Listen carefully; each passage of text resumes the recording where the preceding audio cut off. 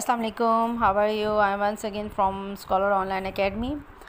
Today's our topic is about the equilibrium constant. ठीक है, आज हम केमिस्ट्री का एक टॉपिक लेकर आई हूँ मैं आपके लिए क्लास 10 चैप्टर नंबर जो फर्स्ट हम इक्विलिब्रियम का कर रहे हैं वो वाला क्वेश्चन नंबर 6 आज हम डिस्कस करेंगे. Let's start our lecture today. Okay, check this. Define the equilibrium constant with its unit. ठीक है, हमने अब इक्विलिब्रियम कांस्टेंट को डिफाइन करना है यूनिट के साथ. Definition: equilibrium constant is a ratio of product of concentration of product raise to the power of coefficient to the product of concentrated of reactant raised to the power of coefficient as expressed in the balanced chemical reactions equations.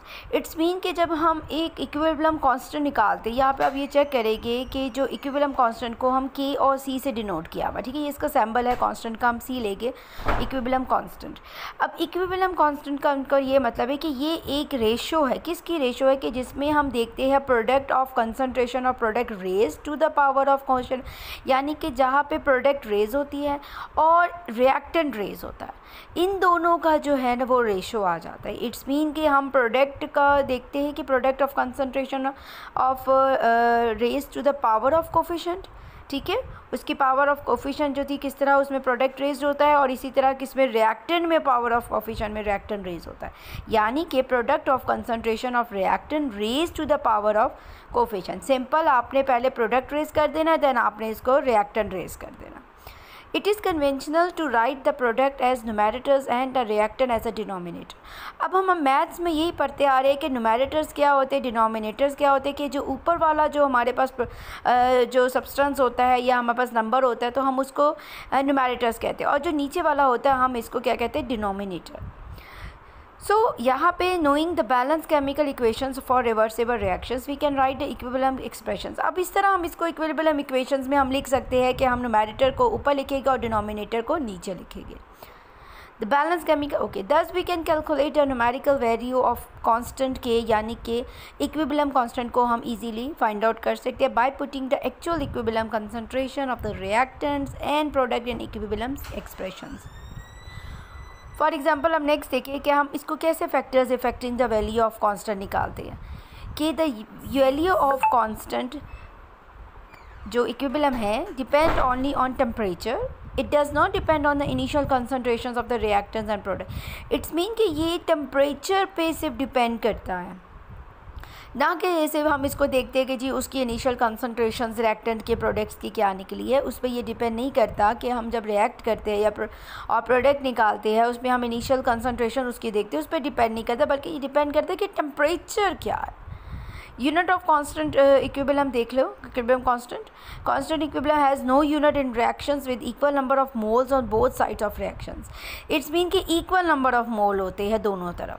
This is because the concentration users cancel out in the expressions. यानी कि ऐसी जो है वो example आप यहाँ पे देखो. यहाँ पे हमारे पास एक हाइड्रोजन आयोडीन, जब हाइड्रोजन आयोडीन रिएक्ट करते हैं तो हमारे पास प्रोडक्ट आ जाता है हाइड्रोजन आयोडाइड. ठीक है, अब यहाँ पे देखिए कि ये जो अब हमने इसको जब कांस्टेंट इक्विलिब्रियम में हम इसको चेंज करते हैं इक्विलिब्रियम कांस्टेंट में, तो हमने क्या करना होता है अकॉर्डिंग टू दिस रिएक्शंस, यानी कि अकॉर्डिंग टू दिस फार्मूला हमने पहले क्या करना होता है कि न्यूमेरेटर्स ऊपर लिखना होता है और डिनोमिनेटर नीचे लिखना होता है. अब यहाँ पे देखो कि न्यूमेरेटर्स क्या है. न्यूमेरेटर्स जो होते हैं वो हमारे पास आ जाते हैं. यहाँ पे उन्होंने देखा है product raise. It's mean product जो है वो एज अ न्यूमेरेटर है. हम प्रोडक्ट को जो है ना वो ऊपर लिखेंगे और रिएक्टेंट को हम नीचे लिख देंगे.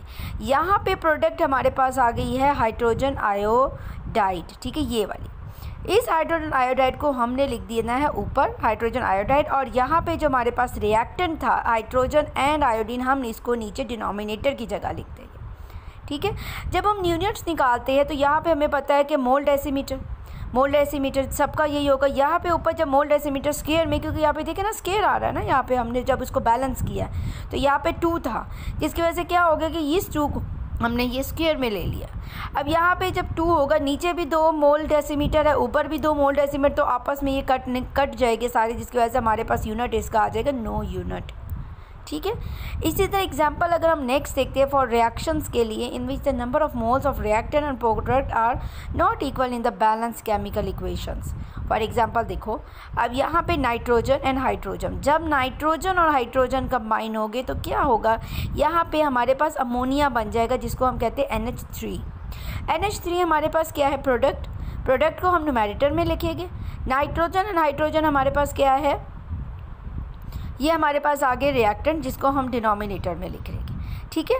अब यहाँ पे देखो कि यहाँ पे 2 है, ठीक है, यहाँ पे हमने इसका स्क्वायर 2 ले लिया।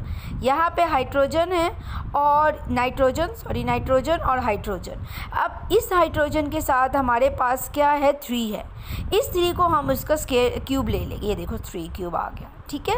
अब यहाँ पे देखो कि यहाँ पे ऊपर जो हमारे पास आ जाते हैं दो आ जाते हैं मोल डेसीमीटर, नीचे हमारे पास 1 नाइट्रोजन का मोल डेसीमीटर आ गया और उसके बाद हमारे पास हाइड्रोजन का जो है ना वो मोल डेसीमीटर यानी कि आ गया यहाँ पे। लेकिन यहाँ पे हम बस क्यूब आ गया यानी कि 3 है, 2 ऊपर वाले, ये एक ये और इसमें से 2 वो कट जाएगी, बाकी हमारे पास 1 बच जाएगा जो कि हमारे पास, ये देखो यहाँ पे हमारे पास 1 था, ठीक है, यहाँ पे हमारे पास 3 थे, यहाँ पे 2 है, 2 और यहाँ से 1 कट जाएगा और यहाँ पे 3 में से जो 1 कट जाएगा यानी कि बाकी हमारे पास बच गया 2। इट्स मीन हम लिख लेंगे मोल डेसीमीटर क्यूब को हम स्क्वायर में ये 2 लिख लेंगे यानी कि 1/। तो यहाँ पे इसका जो हमारे पास यूनिट आ जाएगा वो हमारे पास आ जाएगा मोल स्क्वायर रूट, यहाँ पे स्क्वायर आ जाएगा और डेसीमीटर, देखो यहाँ पे डेसीमीटर को मल्टीप्लाई कर रहे हैं 3 2 6, ठीक है, 3 2 6 इसमें डेसीमीटर हमारे पास 6 आ जाएगा। अब मोल देखो यहाँ पे मोल में हमारे पास -2 लिखा हुआ है इसलिए क्योंकि मोल हमारे पास ऊपर चला गया। जब कोई चीज़ ऊपर की तरफ जाती है तो हम उसको माइनस में लिखते हैं। ठीक है, यहाँ पे माइनस हमारे पास 2 आ गया और डेसीमीटर हमारे पास 6 आ गया क्योंकि हमने यहाँ पे 3 और 2 को मल्टीप्लाई कर दिया तो 3 2 6 है। इसका मतलब यहाँ से हमें क्लियर हो गया कि for the reaction which the number of the moles of reactor the product are not equal in the balance, कि जब हमारे पास नंबर ऑफ मोल इक्वल नहीं होते हैं तो ऑब्वियसली क्या होगा, हैव यूनिट, यानी कि हमारे पास उसका यूनिट आ गया। ठीक है, नंबर ऑफ मोल्स हमारे पास यहाँ पे इक्वल जो थे, ये देखो are not equal in the balance chemical equations. It's been कि यहाँ पे इक्वल जो थे नहीं थे जिसकी वजह से यहाँ पे हमारे पास हमने यूनिट निकाल लिया इसका। ठीक है, होप आपको ये आज का जो टॉपिक है वो समझ आया होगा। Please like and subscribe my channel. इंशाल्लाह मैं नेक्स्ट फिर एक क्वेश्चन इसका अपलोड करूँगी। Thank you so much. अल्लाह हाफिज़।